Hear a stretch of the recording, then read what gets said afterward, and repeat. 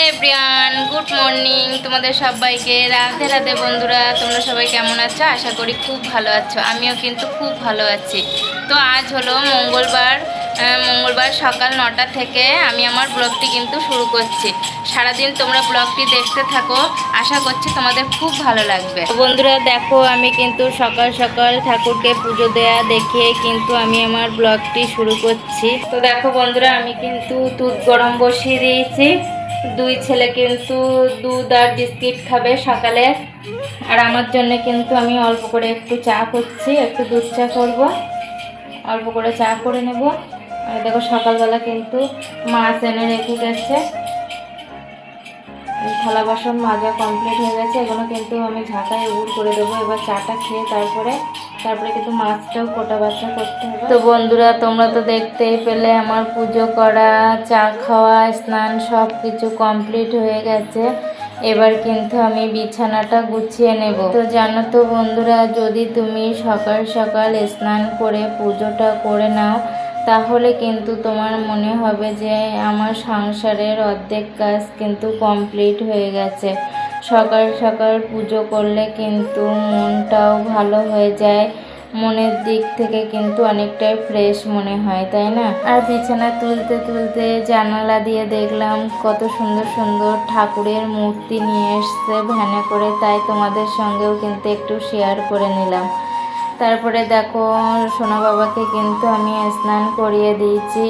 আর দেখো স্নান করানোর পরে কিন্তু ও এত দুষ্টুমি করে, ও শান্তভাবে কিন্তু একটু পাউডার টিপ কিছুই পরাতে দেয় না। দেখো কেমন নাচানাচি করছে, তখনই কিন্তু ওর সঙ্গে আমার খুব বকাবকি করতে হয়। তারপরে ছেলেকে তো রেডি করিয়েই দিয়েছি, দিয়ে কিন্তু এবার আমি ঘর বারান্দা রান্নাঘর সব পরিষ্কার করে ঝাড় দিয়ে নেব। সকালে কিন্তু এক চালান মাজা কমপ্লিট হয়ে গেছে, কিন্তু আবারও মাজতে বেরিয়ে গেছে। দেখো ডাস্টবিনের ওইখানে কিন্তু আছে এখনো। সকাল থেকে সারাদিন তুমি যদি মাজতেই থাকো কিন্তু তোমার মাজা কিন্তু ফুরাবে না। বাড়িতে বাচ্চা থাকলে কি হয় বলো তো, একটু এটা খেলো, সে ওখানে রেখে দিল ডাস্টবিনে, একটু মানে হাতে ধরতে কিছু খেলেই মানে জিনিসপত্র নোংরা করবে। তারপরে কিন্তু আমি ভাত বসিয়ে দিয়েছি। আর দেখো 4টে মানুষের খাওয়া কত বড় হাঁড়িতে রান্না বসিয়েছি।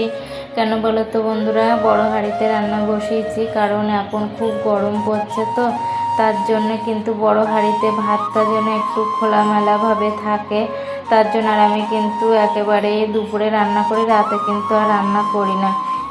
জানোই তো গ্যাসটা কত কষ্ট করে সংগ্রহ করেছি, তার জন্য কিন্তু গ্যাস জ্বালাতে গেলেই ভয় হয়। দুপুরে রান্না হয়েছিল ভাত, আর দেখো পটল ভাজা করেছি, আর এই মাছের ঝাল করে। আর সন্ধ্যার সময় কিন্তু ছেলের ম্যাগি করে দিয়েছিলাম। আমার কিন্তু সন্ধ্যা দেওয়া কমপ্লিট। তারপরে ঠাকুরকে কিন্তু সন্ধে দেওয়াও হয়ে গেছে, দিয়ে কিন্তু আমি জামা কাপড়গুলো ভাঁজ করে নিচ্ছিলাম।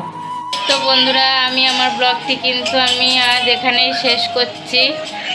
তো দেখা হচ্ছে আবার নেক্সট ভিডিওয়। সবাই খুব ভালো থেকো, সুস্থ থেকো। Good night, tata.